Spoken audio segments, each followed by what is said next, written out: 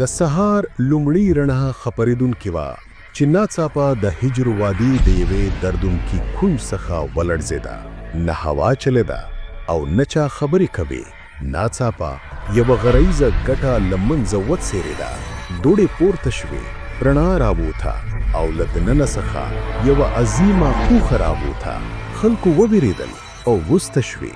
چا په ټیټ غږ وویل دا د صالح علیه السلام معجزه ده. کله چې د عاد قوم د خپل غرور او ظلم له امله هلاک شو، نو د هغوی په منځ کې ځینې مؤمنان چې د حضرت هود علیه السلام خبره یې منلې وه، الله وژغورل. له عذاب وروسته هوا بیخي خاموشه وه. په وادیو کې یوازې مات شوي کورونه او په هوا کې د عذاب لوګي وو. پاتې شوي خلکو یو بل ته په کتلو سره ویل شکر دی چې موږ د هود علیه السلام خبره ومنله. که الله موږ ته پناه نه ورا کړي، موږ به هم تباه شوي وو. دا مومنان د عاد وادي پرېښوده او د بلې ځمکې په لور روان شو. سفر اوږد، ستونزمن او دردونکی وو، مګر د هغوی نسل د اوبو، سوکالۍ او امن لپاره د نوې ځمکې په لټه کې وو. کاروانونه د نجد او حجاز له غریزو لارو تیر شو. بیا یوه نږدې آباده سیمه العلا وموندل شوه، چیرته چې د اوبو چینې، باغونه او ډیره زرغونې وه. دلته د هغوی نسل زیاتېدل پیل شو. له حمیدي ځای نه هغه قوم مخکې لاړو او بیا یې اولادونه د هجر وادي ته ورسېدل چې نن ورته مدائن صالح وایي. همدا د سمود قوم پیل و. د سمود نسل یو عظیم نسل شو. الله هغوی ته د بدن طاقت، ذکاوت، هنري مهارت، د ګټو د توغلو کمال او د اوسېدلو لپاره طبیعي سیمه هر څه ورکړي وو. دې خلکو به د غرونو په منځ کې پوره شهرونه توغل، داسې وداني چې دیوالونه یې سیده، ستونه یې لوړې او نقاشي لیدونکي نن هم حیرانوي. د قرآن له مخې دوی په میدانونو کې محلونه جوړول او په غرونو کې کورونه توغل. د هغوی په آبادیو کې شاهي نظام وو. په بازارونو کې رڼاګانې، د سوداګرۍ اوازونه او د شبي لخوا د مشالونو ځلا وه. په وادیو کې باغونه وو، د خرماو خود بوی او شنې ځمکه وه. مګر بیا د نعمتونو شکر هیر شو او غرور راغلی. کله چې طاقت گمراه کړ، نو زړونه یې سخت شول.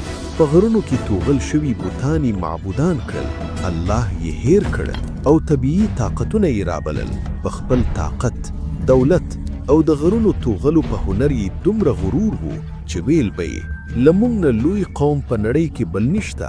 د کمزورو خلکو ظلم، د هغوی حق اخیستل او د سردارانو خوښه قانون ګڼل کېدل. دا هر څه داسې وو لکه یو انسان چې د الله قانون پریخي، خپل قانون جوړ کړي او بیا ځان ترسه استثنا وګڼي. دا هر څه لیدلی غوندې ښکاري. بخښنه غواړم، په سمود قوم کې فساد، بے حیايي او ګناه عامه وه. د هغوی دا جمله مشهوره وه: موږ غرونه توغو او کورونه ترې جوړو، زموږ مخکې به کوم قوم ودرېږي. هغوی نعمتونه خپل طاقت ګڼل، دا یې هیر کړل چې الله یې ورکوي او الله یې بیرته اخلي. په همدې وادي کې د عبید ابن مس یو معزز کور کې یو نورانی ماشوم پیدا شو، صالح علیه السلام. د ماشومتونه نرمي، حکمت، نور، د فکر جوړتب او د حق لور ته میلان پکې ښکاره وو. د قوم مشرانو به ویل دا هلک عام نه دی، خبرې یې ډېرې جوړې دي. کله چې چوان شو، رویې یې بیخي بدله وه. د نړۍ ځلا هغه نه راښکلل، هغه به یوازې وخت تیرول او الله به یې یادول. بیا یوه شپه الله یې نبوت ورکړ. صالح علیه السلام په خپلې بستي ته ولاړ او خلکو ته وویل یوازې د الله عبادت کوئ، هغې نه علاوه ستاسو بل معبود نشته. د قوم مشرانو خندیال او وویل پرون خو ته زموږ هوښیار ملګری وې، نن موږ خپلو معبودانو منع کوې. موږ ته نیک ښکارېدی، مګر اوس موږ هغه شی نه منع کوې چې د زموږ پلارونو او نیکونو نه راوند دي.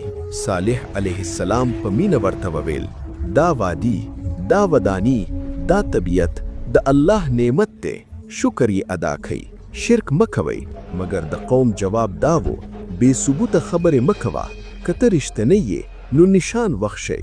سردارانو وویل د دې غړې ګټنه یوه ژوندۍ اوښه راباسه، بیا به دې منو. صالح علیه السلام هغوی خلکو سره غړې ته ولاړو او د الله نه دعا کړه، یا رب ته شاهد یې، خپل نشان وخشي.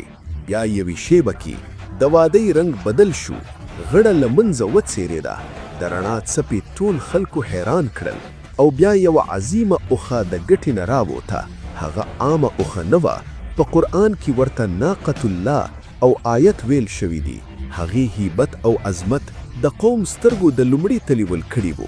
معجزه دلته نه درېدله. اوښۍ به ټوله ورځ د وادۍ چا څخه اوبه څکلې او ټوله چا به خالیږي. خلکو به اندېښمن شي چې ټولې اوبه ختم شوې، مګر الله یې بدله هم ورکړې وه. بلې ورځې به ټول قوم د هغې نه شیدونه مړېدل، دومره شیدونه چې د هر کور، هر حیوان او هر ماشوم اړتیا به پوره کوي. یوه ورځې به اوښۍ اوبه څکلې او په هغه ورځې به هیڅ کا اوبه نه موندلې، او بلې ورځې به تاسو ټولو اوبه څکلې. یعنی یوه ورځې د اوښۍ وه او بلې د خلکو، مګر قوم دا آزمایش هم نه و زغملی.